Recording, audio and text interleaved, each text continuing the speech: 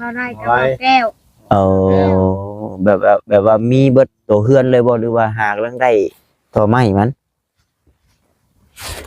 เพิ่นเว้าสุพังอยู่บ่กำลังได้เท่าไม้มันแสดงว่ายังบ่พอเนาะแสดงว่าถ้าไปก็จักสิได้ยังเลยจักสิแล้วบ่แล้วแต่ว่าตอนนี้น่ะได้แต่ไม้ก่อนนี่คือสิอุดมสมบูรณ์กว่าทั้งนี้อยู่แท้แนวอยู่แนวกินเป็นนกหนูปูปีกได้แท้คือไปบุญนะก็ได้อยู่พี่กับผู้ใดสลาดก็ได้ย้ำเกี่ยวกับคนผู้คนติดปั้นไหมได้เดี๋ยวนี้คือหลายแต่แล่นลาดก็ได้กันมองนี่ได้คือการทักปีน่ะอิตวายิปู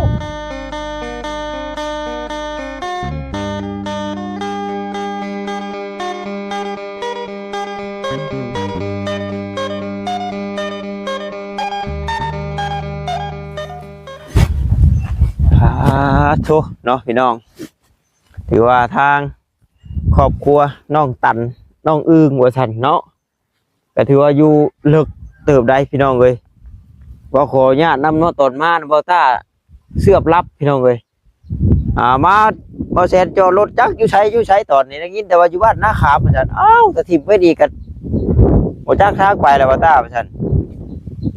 พูดได้ทางดำนะได้ยินเสียงรถกายไปกายมาเนาะพี่น้องลงไปนี่ว่าถึกวัดนาเพพี่น้องเอ้ยเอาว่าเนาะเพิ่นก็อยู่กลางป่าหน้าดอนน่ะดิพี่น้องเอ้ยก่อนอื่นก็ขอกราบทักทายสบายดีกับพ่อแม่พี่น้อง FC กันเบิดสุขุสุคนเด้อพี่น้องเด้อเนาะบ่ว่าอยู่ทางฝั่งลาวฝั่งไทยหรือว่าทางต่างประเทศนำพี่น้องเอ้ยก็ยินดีต้อนรับเข้าสู่ช่องของเบาตาบ้านเฮาคือเก่าพี่น้องเนาะมื้อนี้ก็มาหาครอบครัวน้องๆเพิ่นก็มีผู้หลักผู้ใหญ่ทางเบาแสดเนาะซื้อข้าวของแล้วก็มาถามข่าวเนาะเรื่องเฮือนเรื่องซ่านนี่แหละว่าจังใดเนาะมีผู้ซอยผู้ปลุกผู้สร้างให้บ่หรือว่าแบบใดคือเห็นไม้ตอกขอกลาได้มาแล้วว่าซั่นเอาถามข่าวเบิ่งนํกันพี่น้องเนาะไปซะอุ้ยแมงมีกระตอมก็วุ่นอยู่พี่น้องเอ้ยพูดโผเนาะ FC เพิ่นสิลายตาซะแล้วนี่กระท่อมหายฉันนี่เนาะใช่ขึ้นก็ได้ข่อยเจ้าย่านฮักบ่เขาย่านฮักเลยก็เอ้ยเนาะบ่ฮักดอกเจ้าเบิ่งฮักนี่รุดคึมเอ้าจุ่มน้องก็อยู่นี่เว้ยท่าน้องไปนอนพี่ด้วยนอนที่เด้อถึงที่ไหนเบิ่งแม่มาสิท่านลงแล้วเฒ่าจิวพวกอยู่พุ่นน่ะเบาเพยจนบ่กล้าเนาะสบายดีเด้อน้องเด้อเนาะกล้าได้ข่อยว่าเขาใกล้โอ้ย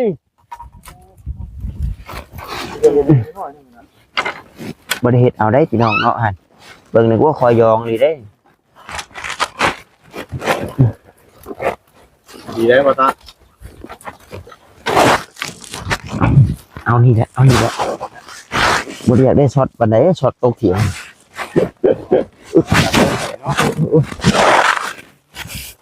ทีนี้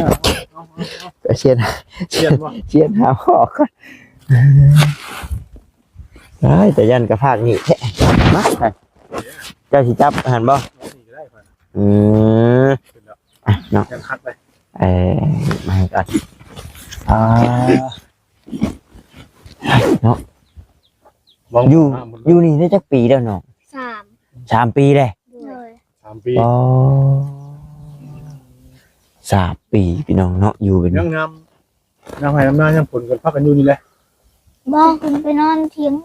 หน้าดงแล้วเห็ดหน้าทุกคนเลยโอ้หน้า2 ธงบ่หน้านี่โบเมนนะหน้าหญ้าโอ้โดยเลยมาอาศัยอยู่พี่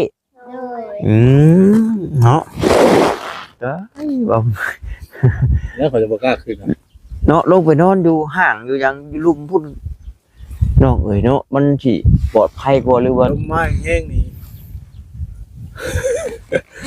เพื่อลงในบัดนี้เนี่ยมันขึ้นลายแล้วเป็นห่วงได้พี่น้องเป็นห่วงความปลอดภัยเนาะเนาะโอ้ยปูทอนก็ได้นี่นะนั่นอนจะคนก็อยู่เทิงนี่นะ2 คนใกล้ดอกไอ้ผู้หุ่นดีอยู่เนาะบัดพ่อกับแม่ได้ โอ้นอนรูมให้บ่นอนเนาะบ่หนาวบ่อยๆบ่โทษบ่ หนาว หนาวเนาะโอ้เอาเสื้อผ้าหน้าเพนำนี่ขังเอากลางคืนเนาะ บ่ได้ขัง บ่ได้ขังเลยโอ้ มีแต่มารุ่นอย่างเดียวเนาะ แต่ละคนจักปีเลยจักปีเจ้า 11 11พุ่นนี่เด้ 10 ปี 10 ปีไข่เป็ดไข่ไก่พี่น้องเนาะอันนี้บ่าวบุญเผยเนาะนี่ไอ้ชื่อบ่าวต้าเนาะ โดย ชื่อภายในแล้วทีมงานที่เข้ามานี่ชื่อภายในเนาะบาดนี้เอ้า ไหน ภายในเคยเข้ามาแล้วชื่อหืม ก็ไปหากูมาก่อนที่นี่ชื่อว่าบ่เสียนนะ ชื่อ บัดก่อนๆเด้ค่ะก่อนๆหั่นแบบทีมงานอื่นเด้ ไพ่มาหาเจ้าทั้งเล่ง เบาแก้ว บ่าวแก้วนะเนาะบ่แม่นบ่าวแก้วนี่บ่ทางๆนี่ก็ได้ โดย อันดีเนาะตักแล้วเอ้าว่ามันบ่แม่นหน้าเจ้าทางเจ้าช่างแค่นี้กับบัดที่เจ้าไปอยู่พุ่นเด้ เที่ยวเอา โอ้เที่ยวเอาคือว่าได้ตัวนั้นมันยกง่ายบ่ได้เนาะบ่มันต้องได้เที่ยวมาตักมาเอาแล้วพี่น้องเอ้ยโอ้น้องปัดไซเพิ่นก็มาแต่เถียงน้องกันบ่ น้องบุญมาบุญมี โอ้น้องบุญมาเพิ่นมีแผดบ่ โดย เพิ่นเจ้าสร้างแล้วมื้อนี้กันเนาะ โดยเจาะ โอ้มื้อนี้ก็เบาแสนนำมาม่าปลากระป๋องแล้วก็เป็นของใช้เครื่องครัวเนาะเกลือปลาแดกแป้งนัวพี่น้องเนาะขนมเอาแบบพ่อแม่เจ้าไปใช้ พอไปตัดไม้แม่อยู่นี่ โอ้แม่จะบอกว่า โดย ตัดไม้แล้ว โดยพอตัดไม้แต่เช้า เต่าบ่ บ่ตัดไม้ไม่เตียง ไม้เตียงไม้นี่ ว่าแต่ว่าเรื่องเฮ็ดเถียงก็เป็นจังใดก็สิเฮ็ดแบบเป็นเถียง หรือว่าเฮ็ดเป็นแบบเป็นเฮือน เป็นเพื่อนกับแม่เป็นเตียงกับแม่ โดย เพราะว่าได้ยินเบาแสนถามอยู่ได้เรื่องนี่เนาะคือว่าทุมเจ้าขาดผ้ากระจาดบ่หรือว่าสังกะสีบ่ประมาณนี้แหละและสรุปแล้วยังได้ฉันมีผู้ใหญ่เพิ่นช่วยบ่เรื่องเฮ็ดเรือนมีบ่ นี่ เบาไล่กับเบาแก้ว แบบว่ามีเบิดตัวเฮือนเลยบ่หรือว่าหากลังได้ตัวไม้มันเพิ่นเว้าสุพังอยู่บ่ กำลังได้เท่าไม้มัน แสดงว่ายังบ่พอเนาะแสดงว่าถ้า ต่อไปก็จักสิได้ยังเลยจักสิแล้วบ่แล้ว แต่ว่าตอนนี้น่ะได้แต่ไม้ก่อนเอาแสดงว่ายังผู้ใดจะสมทบนี่ยังได้อยู่ได้ฉันพี่น้องเนาะยังสมทบกันได้อยู่ได้หลายอย่างอยู่ได้ฟังเว้านี่ว่าแหละพี่น้องเนาะจุมเจ้าก็เฮ็ดหน้าบ่เนาะ เฮ็ด ได้หลายบ่ปี บ่ได้หลาย บ่ได้หลายใช่เนาะจุมเจ้าเป็นคนบ้านนาขาบบ่ บ่ บ้าน บ้านนาโพ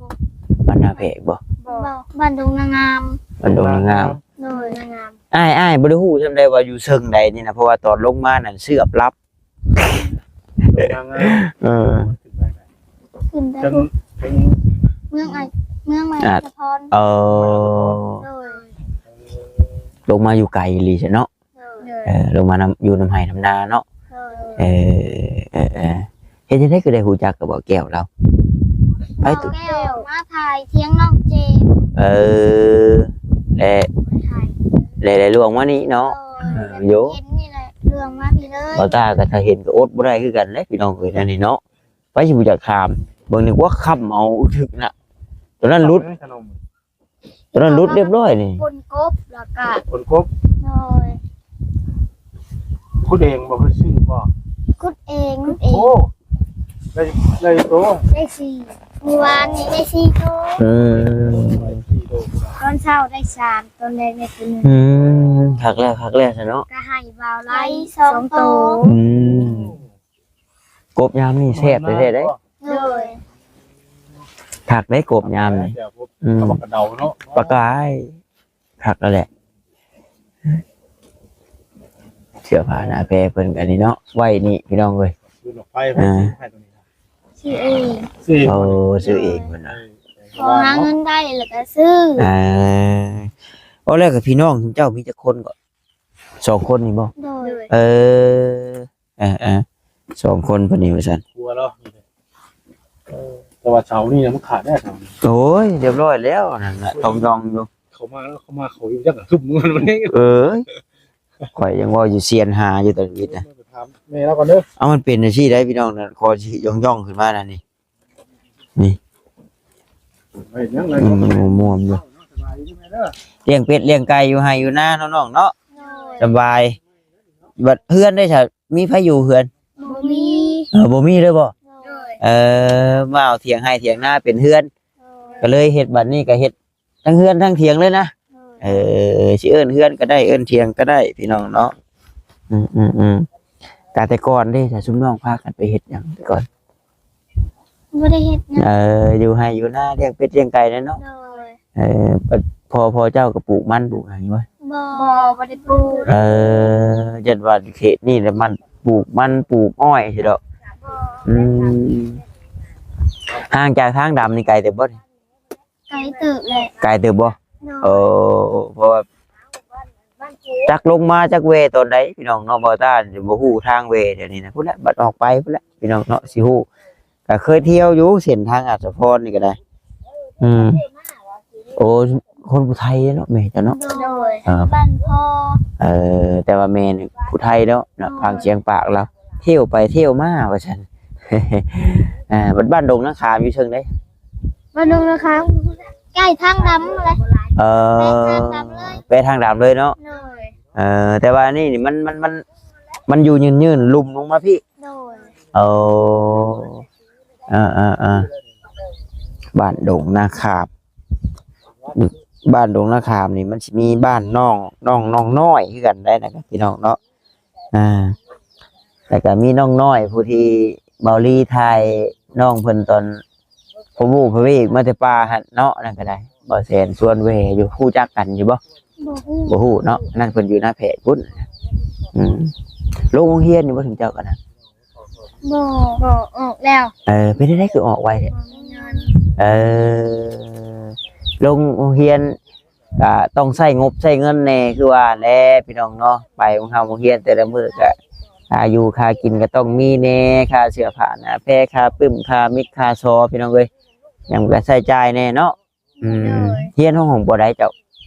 ม .1 มหนึ่งเจ้าได้จ้ะ ม ปห้า .5 โดย เขียนชื่อเองเป็นแหละ บ่เป็น แน่เนาะ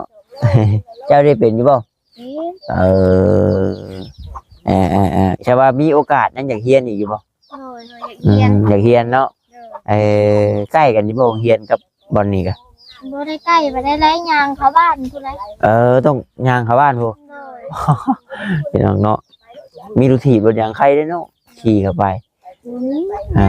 มันจะเว้าเข้า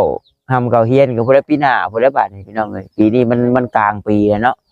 แต่มันกลางปีแล้วถือว่าบ่ได้พี่น้องเนาะถ้าเฮาสิเข้านี่ก็ได้อยู่แต่ว่าบททำบทเฮียนน่ะมันบ่ทันกับหมู่สินะ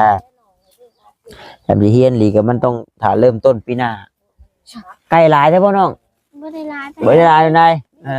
ไม่ได้ไกลน้อยโอ้ยไกลน้อยไกลใหญ่ขายบ่แก้วบ่เลยนะเบิ่งเนาะ บ่ได้ขายบ่ได้ขายจักเทื่อใด ยังบ่ได้ขายเทื่อ โดย ว้ายมันก็เปลืองข้าวแล้ว บ่ได้เกลือหรอก บ่ได้เกลือ ธรรมชาติ มันไป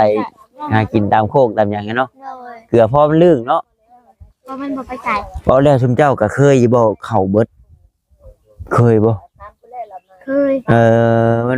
มันเบิดอยู่ในช่วงเดือน แล้วเดี๋ยวนี้ เดี๋ยวนี้ก็เบิดแหละ โดย เ เราดีเอามาให้ วังเด้เขาก็สิเอาขึ้นมาป้าไว้นี่อย่ามันหักเด้ครับตรงนี้พอแห้งแล้วเนาะคนบ่อยู่ใครได้ตอนหึมลงไปก็ได้ตอนคนอยู่ที่หลังคามันสิคุบใส่ที่พอแห้งก็คือว่าแล้วพี่น้องเนาะเพิ่นก็แสดงว่าอยู่กัน4คนพ่อแม่ลูกเนาะ โดย น้องก็ น้องตัน น้องตันแล้วก็น้องอึ้ง โดย น้องตันน้องอึ้งพี่น้องเลยเนาะไปบ่อไร่บ่โอ้เสียงปากบ่อไร่พี่น้องเนาะแสดงครับเพิ่นยังบ่ได้ขึ้นเหนือบ่แล้วจะเพิ่นบ่เมื่อก่อนเดี๋ยวสิไป ทักทายสบายดีกับเพิ่นเนาะนอนกระท่อมหัวให้ไปหน้าที่กับบ่ฟันดีฟันเด็ดไปชังเนาะโอ้ยปวดฝ่ายลูกหลานนี่เป็นหยังพอได้เฮือนหลังใหม่หลังงามนี่เนาะ ว่าหยอกว่าหัวน้องคนดอกพี่น้องเอ้ยก็หลายบ่คนมาหาแต่ละมื้อ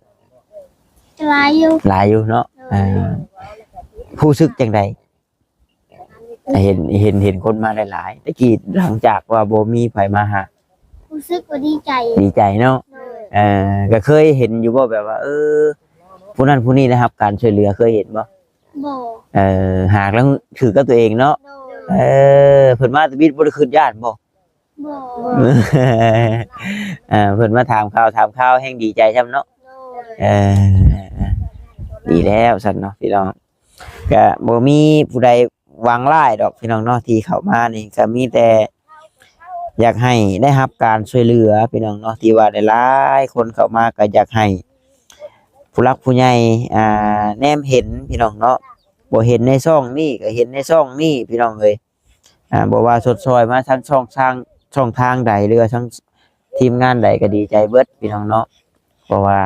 หลักๆนิ่นๆเลยก็คืออยากให้เพิ่นได้มีเฮือนมีซ่านแล้วก็ได้รับการช่วยเหลือพี่น้องเนาะผู้ใดเข้ามาก็ได้นั่นแหละพี่น้องเอ้ยอ้ายก็บ่มีหยังฝากหยังต้อนดอกเนาะพี่น้องเนาะก็มานํกันกับทีมงานแหละครับเบาแสนพี่น้องเนาะวันนี้ก็ทางเบาแสนกันนี่แหละได้มาปลากระป๋องได้นมแหน่พี่น้องขนมน้ำเนาะแล้วก็มาถามเรื่องสังกะสีเรื่องไม้กระจาดว่าซั่นจังได๋เจ้าให้คำตอบไปได้แล้วก็เพิ่นสังกะสีบ่ทันมีเนาะ โดยเจ็ดสิพ่อบ่พ่อดอกบ่ลายกับบ่แก้วกัน เพราะว่า เจ้าว่าสิได้ก็ไม่ก็บ่จัก โอ้ยเนาะแล้วอีกดอกแต่ว่าห้วยอ้ายแน่เบิ่งไม้ยาวเติบได้น่ะ7เมตรพุ่น7เมตรปลายพุ่น บ่ได้เฮ็ดมันอันดอก บ่ได้เฮ็ดยาวเท่านั้นบ่ โดยยังสิตัดหรือว่าห้วยที่มันยาวมันก็เฮ็ดชานเฮ็ดหยังออกไปเลยเฮ็ดชานเฮ็ดหยังออกไปเลยสบาย ได้อยู่พี่น้องเนาะห่วยคือมาเสียงดีทั้งว่าอยู่มันก็ใกล้ห้านอยู่บ่แถวนี้ใกล้ห้านซื้อข้าวต้มขนมอยู่บ่แถวนี้มันยางออกไปบ้านกกบกพุ่นแหละทางใหญ่พุ่นติเอาพี่น้องเนาะบัดขากลับออกไปพุ่นแหละจังสิฮู้ว่าบ้านกกบกมันใกล้มันไกลทำใดเพราะว่าตอนเข้ามาแล้วโอ้ยเนาะมัวแต่เสือกพี่น้องเอ้ยเข้ามาบัดโพโวอยู่กลางป่าหน้าดงพี่แล้วว่าบ่จักหยังแล้วบ่ตา เดี๋ยวบ่ละเดี๋ยวสิลงไปถามข่าวทางแม่เพิ่นนำพี่น้องเนาะแล้วก็ถามทางบ่ไล่เพิ่นนำเป็นจังไดพี่น้องเอ้ยเนาะเรื่องชาติเพิ่นมีการสมทบแบบใดแน่แล้วเนาะเพราะว่าบ่ตาก็เทื่อแรกพี่น้องเนาะที่เข้ามาหาน้องๆเพิ่นก็ยังบ่ฮู้หยังดอกพี่น้องเนาะห้วย 3-4 คนกินนี่โดนเติบได้นี่เนาะน้องเนาะโอ้โดนเติบอยู่นี่ปลากระป๋องกับยำนี่โอ้คักได้นี่เคยกินอยู่บ่ยำปลากระป๋องบ่เคยครับฮะ เคยอยู่กับบ่ลาย บ่ลาย เลย ฝานหัวสิไข่ลงเนาะปลาผักบัวหัวหอมมักเผ็ดดิบผ่านลงไปหมักนาวบีบหวดจังหน่อยปื๊ด กำข้าวตุ้ยก็คักเลยแหละแต่อย่างน้อยปลากระป๋องปองนึงก็กินอิ่มเบิดครอบครัวแล้วพี่น้องเนาะกินน้ำกันไปซะเดียวอ้ายลงไปถามแม่เจ้าคนเด้อโดยดีใจน้ำซะน้องโดยสบายดีซะเนาะโดยมีแต่ผู้ว่าเป็นพี่น้องนะอ้ายขอแต่ไม่แหละเบิ่งจังใดคือได้ยินเสียงปากว่าผู้ไทยจะจ้อยอยู่เนาะโอ้เบิ่งก่อนนะโอ้ยคอยลงคือเก่าได้พี่น้องเอ้ยมันซีได้นี่ ตัดเสา โอ้เนาะสบายดีเด้อท่าแม่ ปลูกนี่เลยสิยับพื้นที่ บอลนี่บอลสิปลูกนั่น โดย เนาะ นั่นแหละ ทางไว้เด้อ เราถากไว้แล้วก็มัน สิปลูกจักเม็ดคูณจักเม็ดก่อนนี่ ประจักษ์แล้วแล้วก็ยังบ่งูของเรายังก็แก้ไม้มายังบ่มืดไปแก้อีกคำซะแล้วล่ะมา ยังไปเอาไม้อยู่ลบส่วนพริกพายของเจ้าบ่น่ะ ของเขาน้องสาวได้ ผักปานยังเนาะได้น้ำสางน้ำสางไส้เลย ถ้าคือเลย คักแล้วบัดให้หน้าดิเม็ดไปเฮ็ดอยู่หน้าดงพุทธ หน้าดุงพูดได้นานนี้ได้ย่างไปตักเจ้าจังหน้าที่ก็มันไก่ไก่น้องแล้วมันเนี้ย แม่โอ้แต่เจ้านี่คนผู้ไทยเนาะเจ้าเนาะ ผู้ไทยได้อยู่พุ่นได้แถวบ้านนูนงามบ้านค่อยก็ขึ้นแถวบ้านอันนั้นพี่แถวนาทมพี่ โอ้ผู้ไกลลี่ชาวบ้านนาทม บ้านนาทมแถวบางให้บ้านค่อยน่ะ นาทมเบิ่งบ้านนาทมแล้วกันนายอนนาปอดได้แถวเนาะแม่นบ่ ไปทางพี่เด้อทางเช่นนี้ก็บ้านจุค่อยไปก็ลัดไปทางไปเก้าคือกันมันมีโคแล้วแถวนาทมนะเขา โดยเบิ่งเด้อบ่ต้าก็บ่เคยไปฮอดพุ่นดอกเคยได้ยินแต่ชื่อแล้วก็กับมีบ้านหมู่อยู่พุ่นเนาะบ่าวมุนเพิ่นแหละเพิ่นเฮียนนํกันแต่บ้านกุดหอกกุดหินพุ่นใกล้กันบ่ มันก็หินพระคุณมันก็หินแล้วมาทางนั้นมันก็หินนะบ้านกุดหินบ้านนาปอดบ้านจอมหาดบ้านเวียงบ้านหยังแถวเนาะแม่แหละหลายอยู่ไปมาทางบ้านแม่นะขึ้นไปทางนาทมไปทางบ้านให้พี่โดยไปทางเส้นนี้ถึงว่าอยู่พุ่นนี่คือสิอุดมสมบูรณ์กว่าทางนี้อยู่แท้เนี่ยอยู่นะกิน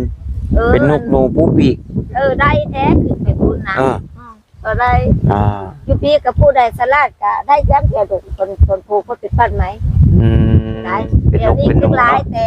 แล่นลาดก็ได้กันมองนี่ได้คือการทักปีน่ะแต่ว่าอยู่โคกนี่นะ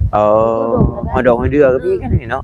แม่ของพ่อก็เคยได้เลยแต่ละปีนะได้ทุกปีแล้วกระตุ้มใหญ่เนี่ยได้แต่ดงอันนี้ผู้ใดนั่นนะแต่เล่นทางอันไก่หลายนี่ก็ยังหันอยู่ไก่ป่านี่เอามีบ่ไก่ป่ามีแหละมันหันแกงเมื่อเช้านี่พอเจอหมูมันบ่ได้แสดงว่าหัวใช้ทางดำนะทางดำนะมันนี่มันทางแต่ตัวนี้เพราะหน้าชุดเขาหากระดุดกินนี่ได้เขาเกี่ยวข้าวนี่โอกาสเขามาดุดคนน่ะทางเส้นนี่นะคนหน้านี่ไปขอญาติน้ำตอนลงมาเขานอนรับรถอาหารแล้วโอ้ว้าวนี่เขารถอยู่ชายดีทางดำอยู่ชายดีทางมาบาดนี่วะรู้บ่จักยังแสดงว่าแถวนี้มีดงมีหยังฉันเนาะมีดงแล้วก้าวนั้นเป็นทางเกณฑ์น้อยนะนี่ได้ลูกเทียมวันนี้ราคาดุดเราว่าแลนนกหนูก็ยังมีไก่ป่ายังมีอยู่ชนเบื้องนี่เรามีเลยหันด้วยจักอยู่เลยผูก็ไปซื้อกันโมมันไปถึงจึกถือเอามูไปโตอยู่บ่โอ้ยผู้ฉลาดเอาดีได้ไก่ป่าจริงใช่พี่น้องเอ้ยแม่อยู่บ้านเพื่อเจออยู่แถวหน้าดงถือเราได้เลยได้ไก่ป่านะบ่จักนกท่าบ่จักไก่ป่าเราซื้อโมมาอยู่นักกุนี่นะบ่ได้มันใกล้ตัวเมืองไงเนาะทางนี้เนาะบ้านแม่แจ้งสันเมืองแท้โอ้เรื่องพูดลายนี่แต่บุเนาะแต่ว่ามาอยู่น้ำพัวเที่ยวไปเที่ยวมาว่าสิเนี่ยให้น้ำบ่กุ้มคืนนี้แล้วนะอยู่น้ำลูกน้ำพัวเนาะเอานั่นแหละแม่เอ้ยเนาะดีมุกดีใจน้ำเด้อซันเด้อโดยเอาสบายดีซันเนาะพี่น้องหลายคู่หลายคนมาถามมาทายซอยกันพี่น้องเนาะพอจังใดน้องเพิ่นได้รับการช่วยเหลือพี่น้องเอ้ยไปถ้าเวลาหน้าที่ก็ยาวเลยเนาะทางบ่อต้าเองก็คือสิได้ขอตัวจบคลิปคนเด้อหากว่าผิดพลาดประการใดก็ขอโทษขออภัยนำหลายๆพี่น้องท้ายคลิปนี้ขอกล่าวคำว่าสวัสดีพี่น้องบ๊ายบาย